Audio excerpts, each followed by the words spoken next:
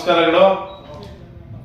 ತಮಗೆಲ್ಲ ತಿಳಿದಿರೋ ಪ್ರಕಾರ ಏನು ನಾನು ಸುಮಾರು 3 ದಿವಸ ಹಿಂದೆ ನಮ್ಮ ಚಿಂತಾಮಣಿ ನಗರ ಭಾಗದಲ್ಲಿ ಮಾಡಪಲ್ಲಿ ಕೆರೆಯಲ್ಲಿ ಯುಜಿಡಿ ಬ್ಲಾಕ್ಗಳಾಗಿ ಆ ಕೆರೆಯಲ್ಲಿ ಯುಜಿಡಿ ನೀರು ಹರಿತಾ ಇದೆ ಅಂತ ನಾನು ವಿಡಿಯೋವನ್ನು ಮಾಡಿ ಹೇಳಿದ್ದೆ.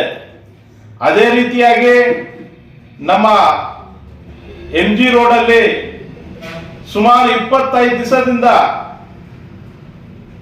ಬೀದಿ ದೀಪಗಳಿಲ್ಲ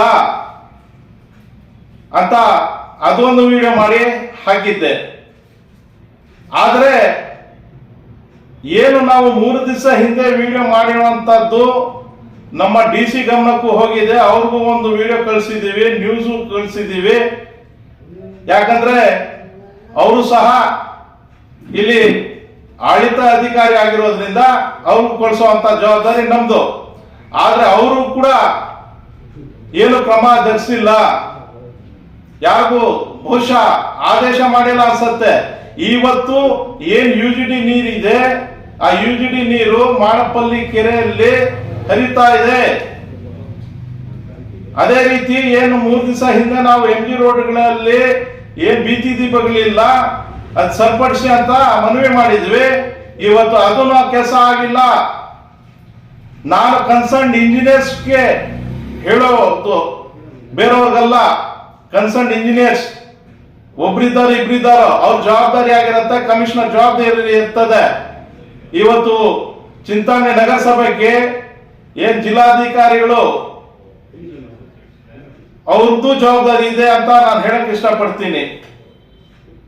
ಅವರು ಆಡಳಿತ ಅಧಿಕಾರಿ ಆಗಿರೋದ್ರಿಂದ ಇಷ್ಟು ಬೇಜವಾಬ್ದಾರಿ ಯಾಕೆ ಅನ್ನೋ ನನ್ನ ಪ್ರಶ್ನೆ.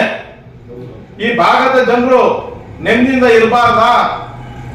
ಏನು ಚೇಲೂರು ಸರ್ಕಲ್ ಕಡೆಯಿಂದ ಕೋಲಾ ಕ್ರಾಸ್ವರೆಗೂ ಎಷ್ಟು ಏರಿಯಾಗಳು ಬರುತ್ತೆ, ಆ ಏರಿಯಾದಲ್ಲಿ ಇಲ್ಲಿರುವಂತ ಜನರು ಕತ್ಲಲ್ಲಿ ಇರ್ಬೇಕಾ, ನೀರಿಲ್ಲದೆ ಇರ್ಬೇಕಾ?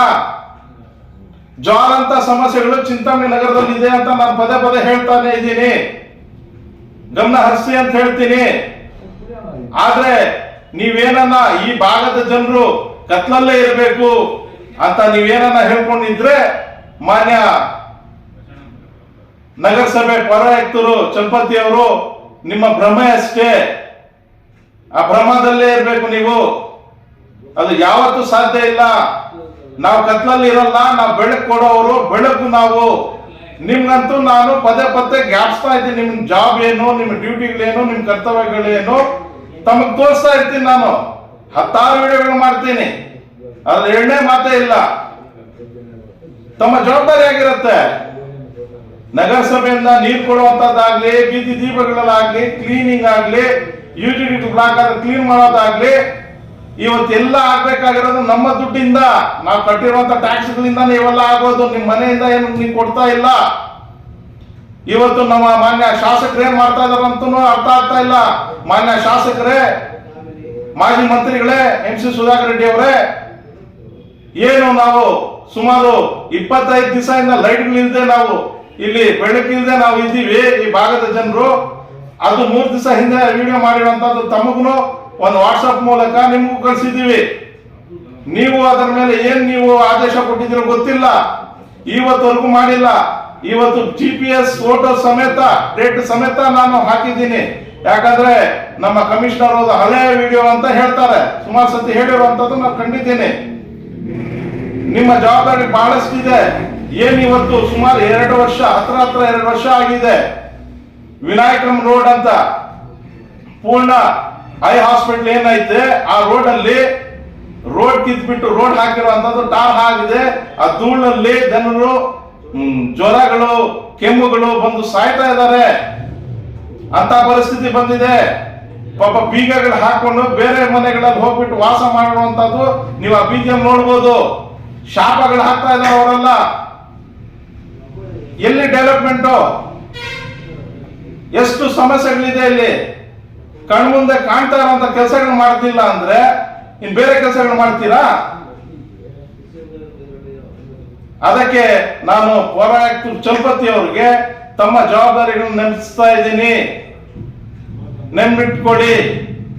ನೆನಪಿಟ್ಕೊಂಡು ನೀವೇನು ಆ ಲೈಟ್ಗಳು ಹೋಗಿದೆ ನೀವು ಬದಲಾಯಿಸೋವರೆಗೂ ನಾವು ಬಿಡೋದಿಲ್ಲ. ನಿಮ್ಮ ಕರ್ತವ್ಯ. ಯಾರು ಹೇಳ್ತಾರೋ ಯಾರು ಬಿಡ್ತಾರೋ, ಮಾನ್ಯ ಶಾಸಕರು ಹೇಳ್ತಾರೋ ಬಿಡ್ತಾರೋ, ಆದರೆ ನಾನಂತರೂ ನಿಮ್ಮ ಕರ್ತವ್ಯಗಳು ಏನಿದೆ ನಾನು ನಡೆಸ್ತಾ ಇರ್ತೀನಿ. ಮುಂದಿನ ದಿನಗಳಲ್ಲಿ ನಮ್ಮ ಚಂಪತಿ ಅವರದ್ದು ಬರೀ ಯಾವ್ದಾದ್ರು ಇದೆ ಆ ಕರ್ಮಕಾಂಡಗಳ ಬಗ್ಗೆ ಮುಂದಿನ ದಿನಗಳಲ್ಲಿ ನಾನು ಹೇಳ್ತೀನಿ ಅಂತ ಹೇಳ್ತಾ ಮಾತನ್ನು ಮುಗಿಸಿನ. ಜೈ ಹಿಂದ್, ಜೈ ಕರ್ನಾಟಕ.